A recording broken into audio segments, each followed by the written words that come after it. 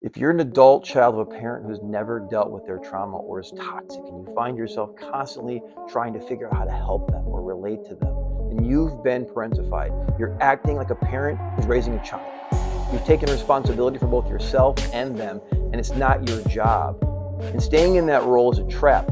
They must take responsibility for themselves and how they treat others. Your job isn't to explain this to them, but it's to show them by no longer feeding the dynamics that they use to justify their behavior, their lifestyle, or their victimhood. Your need to talk, to diagnose, and fix is really about you.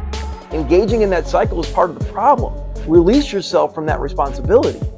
I get it. You desperately want your partner, your mom, or your dad to think highly of you, to notice you, to bring you value instead of drama, but they can't because their entire focus is on avoiding their unresolved pain. Their life has been organized around that trauma since before they could remember. And you see it clearly, so you work hard because you believe their healing is the path to the love that you deserved but were never given. You make it about helping them, but it's really about trying to receive love from someone who cannot offer it. You work hard to get them to see their trauma. If they just get help, sometimes they acknowledge it and you feel hope.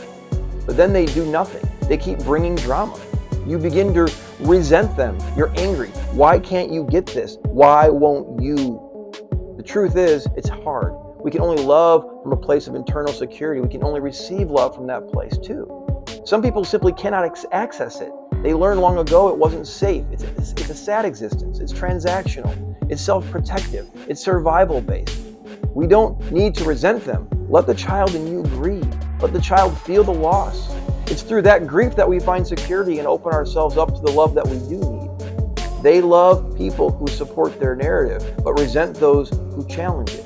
Recognize what you're dealing with, as shown by the cycle that you've been living in, and step out. Let your changed approach do whatever it can for them, but don't let that be your motive. Let the motive be your own urgent need to grow. Something in you waiting to be freed and brought into the world. None of my friends living in shame because they know they've messed things up, haven't been honest, or were too afraid to face their trauma, who keep trying to find a way around it but still end up tripped in their efforts. Hear this. You make sense. What happened to you early in life was not your fault. Those wounds were terrifying and overwhelming. You are not beyond help, redemption, or the love of God. What you fear is not irreparable. Your loved ones are often waiting for the real you to emerge, someone vulnerable and willing to be known.